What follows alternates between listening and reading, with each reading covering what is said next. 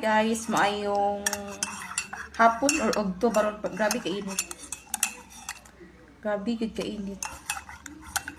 So maayong ogto day guys. Alas 3 na magud pero pwede pang inita. So kay init man ang panahon no mga pita.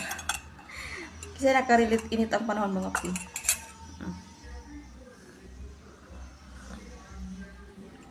Kaning kape guys, perfect ni siya sa init nga panahon. Nabali na. Bitaw. Ang kuan, ang pwede unta karon kay ang ano itong bugnaw, mga halo-halo, mga ice cream, mga milk tea nga nakainit yung panahon karon. So sama aron alas 3 na murag gyapon udto.